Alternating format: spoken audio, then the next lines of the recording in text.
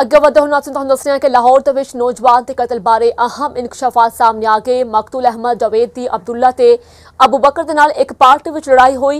मियाँ असद उर्फ माया ने दोनों फरीकां नूं सुलह दे लई बुलाया ते मकतूल अहमद जावेद सुलह करन दे लई मियाँ असद दे कोल अपड़िया।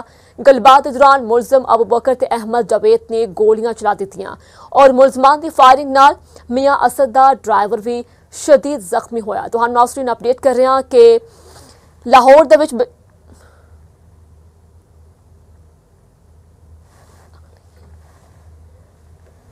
लाहौर दे विच डांस पार्टी विच नौजवान के कतल की असल कहानी की सी कि दाता दरबार के मकतूलों का कतल दे विच कोई हाथ थे।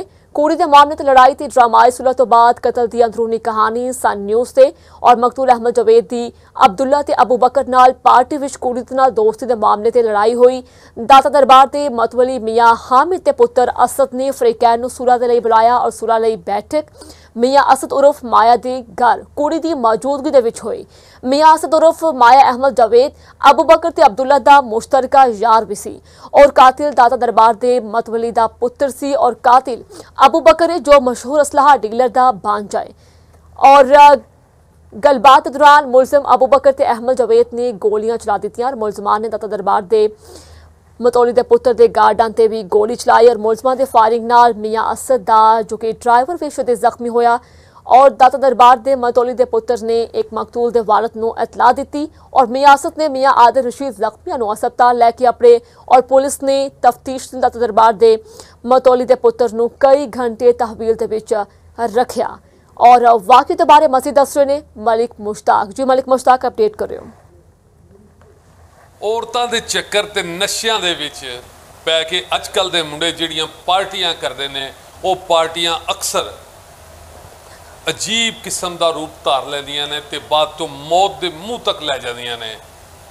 इतवार के दिन सोहना दिन चढ़िया लेकिन इतवार वाले दिन डिफेंस 90 डी ब्लाक फेज़ 9 दे विच एक लड़का अहमद जावेद कतल होया जबकि सुराब फरूक खान जिहड़ा वो जख्मी होया कि अहमद दा एक लड़की दे नाल ताल्लुक सी अहमद जावेद दा जबकि पार्टियां च इकट्ठे जाते सन ते दूसरी बारी जदों जाते जाते पार्टियां च उहदा ताल्लुक अबू बकर लड़का एक जिहदा ताल्लुक हसन खान असला डीलर वाले नाल है उहदे नाल ताल्लुक हो गया ते उन्हें अहमद नूं इग्नोर करना शुरू कर दिता।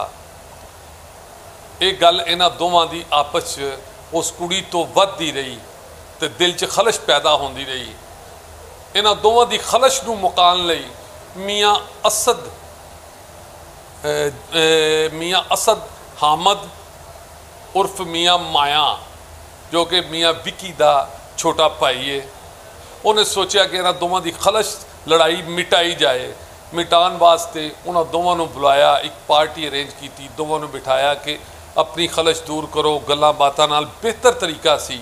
मियाँ असद माया वालों जिहड़ी पार्टी दी गई उन्होंने बुलाया गया। इतवार वाले दिन 90 डी 9 फेज़ 9 दे विच ये पार्टी रखी गई। जो दोवें पार्टियां सामने आईयां तो दोवां दी गर्मी सर्दी हो गई।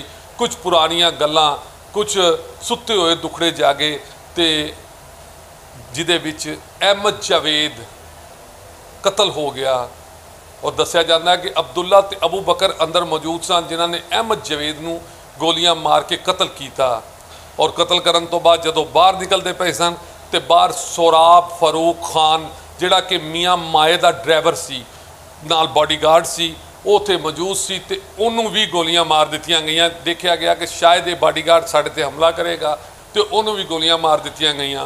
उस तो बाद मियाँ माए ने मियाँ असद ने फौरी तौर पर दोवां नूं चुकिया ए वसीना हॉस्पिटल लैके गए। अहमद जावेद मकतूल है तो जिन्हों कतल कर दिता गया तो कातलों को जल्द तो जल्द गिरफ्तार कर लिता जाए। पुलिस जगह जगह पर छापे भी मार रही है। पुलिस की कोशिश है कि मुलजमान को गिरफ्तार किया जाए तो मुकदमा किसी पासे लग जाए।